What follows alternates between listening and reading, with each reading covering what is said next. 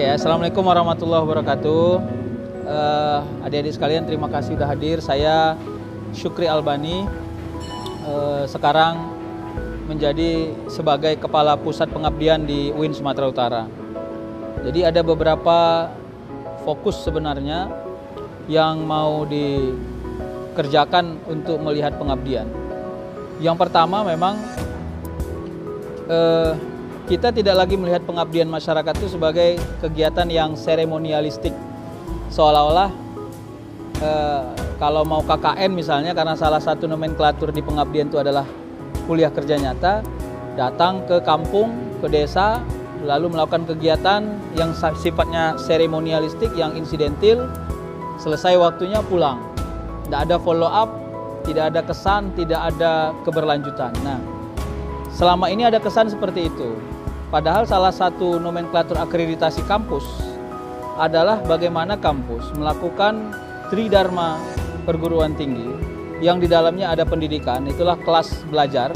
Yang kedua ada pengabdian, yang ketiga ada penelitian. Pengabdian ini harusnya sifatnya berbasis kebutuhan masyarakat.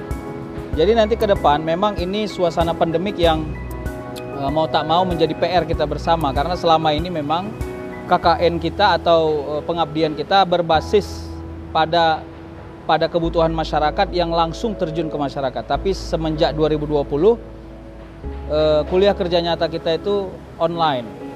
Nah, tapi walaupun kuliah kerja nyata kita online, kita tetap harus punya frekuensi yang tegas dan jelas untuk melihat KKN itu sebagai satu wujud pengabdian yang konkret di tengah-tengah masyarakat. Jadi ke depan UINSU, ya khususnya tahun 2021 ini kita akan merancang KKN berbasis produk, yang nanti basis produk ini adalah melihat kebutuhan masyarakat di desanya masing-masing, lalu sifatnya riset.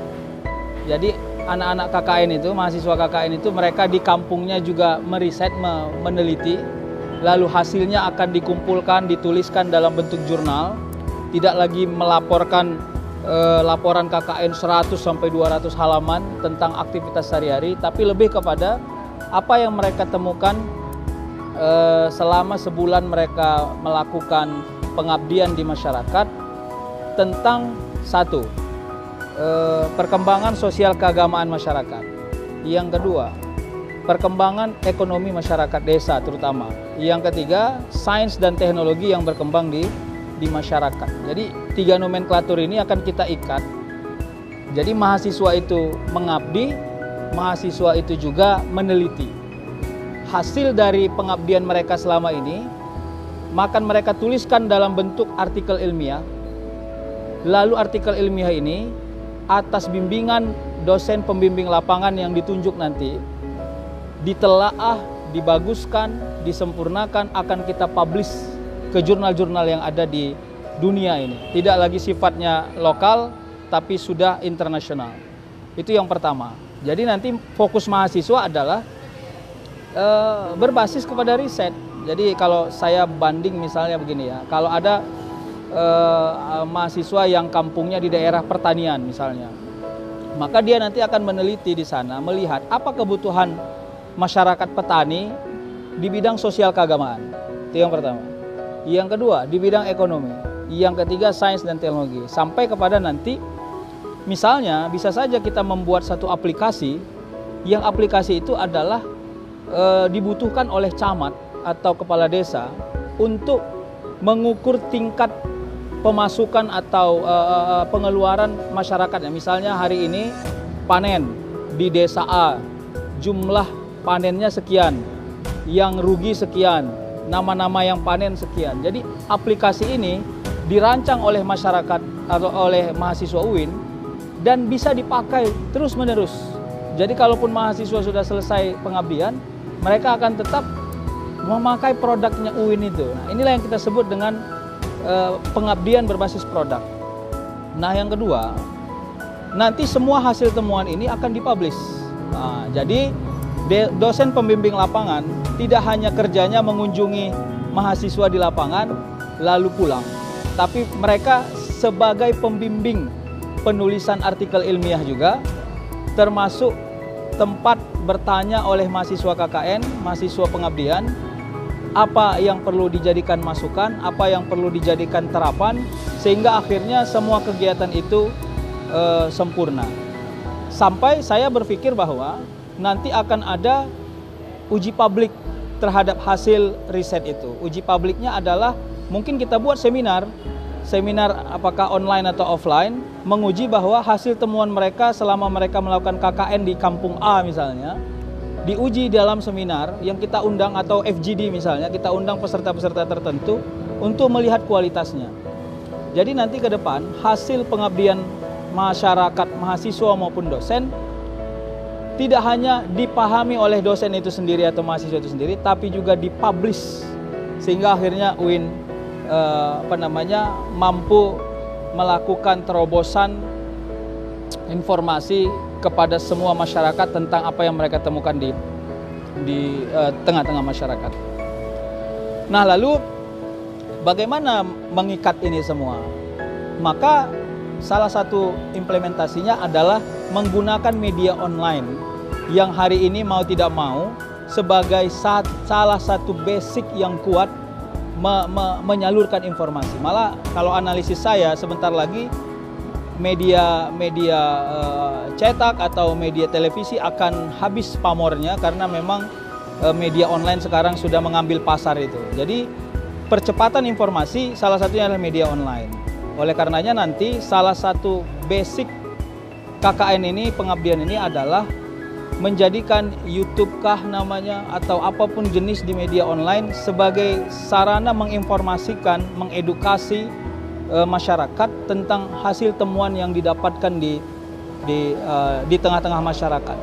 Jadi kalau nanti KKN online ini adalah KKN tahun ini adalah KKN online, maka nanti saya akan membayangkan hampir 200 atau 300 desa kita sentuh. Karena KKN online ini berbasis kepada desa masing-masing mahasiswa. Maka akan unik, dan saya minta nanti mahasiswa akan menemukan apa keunikan di kampungnya sana. Tidak usah banyak, satu saja. Misalnya kalau dia mahasiswa ekonomi, maka dia akan fokus di bidang ekonomi misalnya. Kalau dia mahasiswa saintek, maka dia akan fokus di bidang sains dan teknologi ya. Tadi misalnya menemukan software kah? Atau menemukan satu alat deteksi kah misalnya, yang saya kira ini harus dijadikan percepatan. Nah, kawan-kawan sekalian, maka Tridharma perguruan tinggi yang kita cita-citakan itu akan muncul di sini. Jadi ke depan pengabdian itu berbasis riset. Rugi seseorang melakukan pengabdian tanpa ada riset di dalamnya. Penelitian. Rugi orang melakukan penelitian tanpa ada pengabdian di dalamnya. Jadi kita akan melakukan simbiosis. Jadi tidak ada lagi disebut penelitian ansih, pengabdian ansih, tapi dua-duanya harus kolaboratif. Maka semua mahasiswa yang pengabdian harus melahirkan produk namanya jurnal atau artikel ilmiah. Nah, yang kedua, saya akan fokus menyarankan ya kepada UKK UKM di UIN.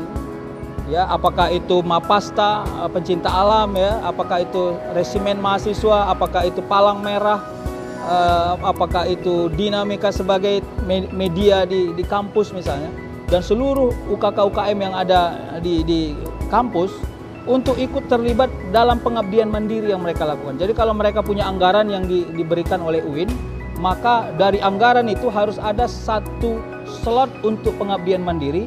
Yang pengabdian mandiri itu langsung bersentuhan kepada masyarakat dan tetap outputnya adalah produk. Nah, outputnya adalah produk. Ini yang mau kita sarankan, termasuk HMJ. Jadi saya akan membayangkan secara koordinatif, saya nanti akan berkomunikasi melalui Wakil Dekan 3, diteruskan kepada Demaf dan Semaf, agar semua kegiatan pengabdian mahasiswa berbasis produk. Tentunya karena UIN Sumatera Utara memakai paradigma Wahdatul Ulum. Wahdatul Ulum ini adalah satu paradigma yang dirancang oleh rektor kita kali ini, Profesor Sa'arin, untuk tidak memisah-misah mana ilmu A, ilmu B, ilmu C. Dia mencoba mempola integrasi. Jadi kalau mahasiswa saintek misalnya mampu membuat software, ya, maka software yang dia buat itu harus punya paradigma ketauhidan atau keislaman.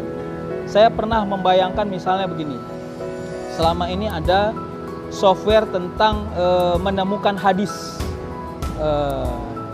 Sekarang kolaborasi antara mahasiswa Usuluddin dengan mahasiswa sains dan teknologi membuat satu software misalnya menemukan atau mencari hadis-hadis dhaif yang software itu tidak hanya mampu digunakan oleh orang yang paham bahasa Arab, tapi software itu bahkan orang yang non-muslim pun pandai menggunakannya. Nah, rancangan itu. Jadi yang selama ini yang saya paham software menemukan hadis itu kan hanya orang yang pandai menulis Arab yang mungkin mahir menggunakannya. Sementara orang yang awam terhadap Arab tidak bisa. Nah, sekarang inilah rancangannya misalnya. Atau yang kedua, sistem tanya jawab online misalnya, membuat software sistem tanya jawab online tentang hukum waris atau hukum keluarga. Ini hubungan antara saintek misalnya dengan mahasiswa syariah dan hukum. Jadi kalau ada orang mau bertanya, mereka cukup membuat pertanyaannya di program itu, begitu di enter langsung keluar dia punya jawaban. Nah, saya kira yang begini-gini ini penting, inilah namanya yang berbasis produk dan wahdatul ulum. Jadi tidak lagi kita memandang bahwa mahasiswa saintek atau kesehatan masyarakat misalnya hanya paradigma kajian-kajian umum, tapi juga harus punya kolaborasi yang konkret terhadap nilai-nilai keislaman. Kawan-kawan sekalian, maka oleh karena itu seperti kesehatan masyarakat, saya cukup menarik ketika misalnya pada promosi kesehatan, Promkes membuat ular tangga kesehatan misalnya. Jadi kalau 3 langkah dia pakai kocokan itu, dapat 3 dia langkah 3. Kalau terlambat makan lalu turun ada ularnya, sakit lambung misalnya. Saya kira ini cukup menarik. Jadi ini bisa menjadi promosi kesehatan kepada mahasiswa, sekolah-sekolah, sehingga edukasi ini tidak lagi dianggap menyajikan kesehatan seolah-olah itu sesuatu yang serius. Bisa disajikan dalam bentuk yang sangat sederhana dan elastis. Nah, inilah ke depan yang mau kita rancang. Jadi oleh karenanya saya berharap kerjasama semua mahasiswa terutama UIN Sumatera Utara untuk ikut aktif. UINSU sudah saatnya turun di tengah-tengah masyarakat, berkontribusi secara langsung kepada masyarakat. Saya justru memahami, ya, mahasiswa UINSU sebenarnya sudah melakukan pengabdian secara mandiri, ya, mulai dari menjadi marbot di masjid atau di musola, mulai dari penjaga masjid, pengajar maghrib mengaji, mengajar les tambahan. Sebenarnya mahasiswa UINSU sudah melakukan pengabdian secara mandiri di tengah-tengah masyarakat. Hanya selama ini kita belum mengemas pengabdian ini jauh lebih eksklusif, jauh lebih terukur dan terencana. Jadi oleh karenanya ke depan ini akan kita salurkan.